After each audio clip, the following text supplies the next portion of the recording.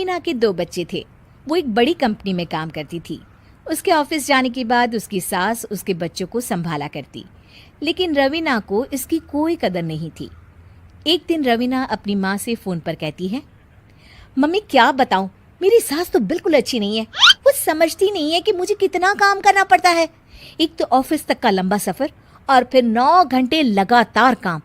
बैठे बैठे तो मेरी पीठ अकड़ जाती है। खुद तो सारा दिन घर में मजे करती है, जब मन करा सोए, जब मन किया खाए। तभी उसकी सास वहां आ जाती है। अच्छा माँ, मैं बाद में आपको फ़ोन करती हूँ।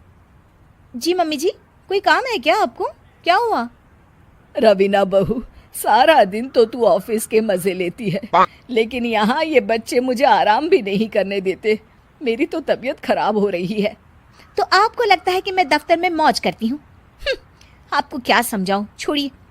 माँ, काम करना भी जरूरी है। मजबूरी नहीं होती तो मैं खुद ही अपने बच्चों को देख लेती।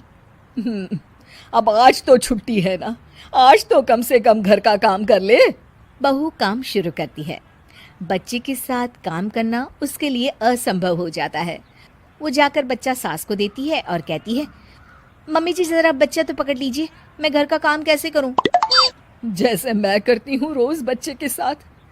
तुझे बताऊं तो तू सोचती है कि कोई बड़ा काम तो है नहीं, बच्चा तो सोता रहता है। अब देख लिया।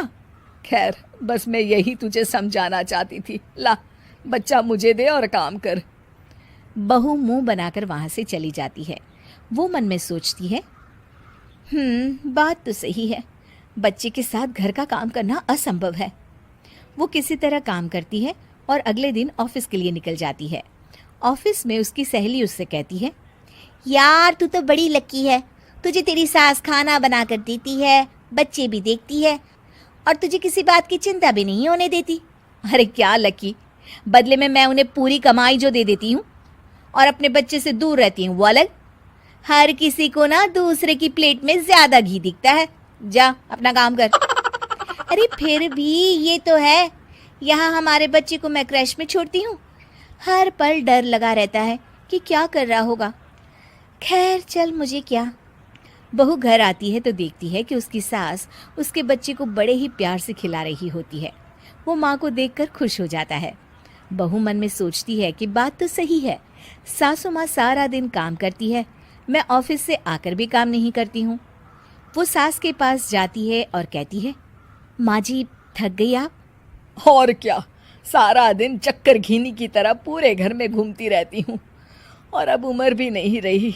लेकिन चल, तू बता क्या हुआ, कुछ काम है क्या? बहू कुछ नहीं कहती, मुस्कुराकर वहां से चली जाती है। लेकिन अगले दिन सुबह सुबह बहू सास से पहले उठकर उन्हें चाय देती है।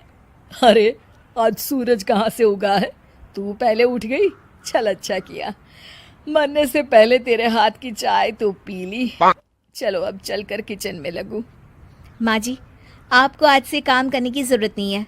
काम करने की जरूरत नहीं है मतलब? क्या तू करेगी आज से सारा काम? इतने अच्छे तो हमारे नसीब नहीं है भाई।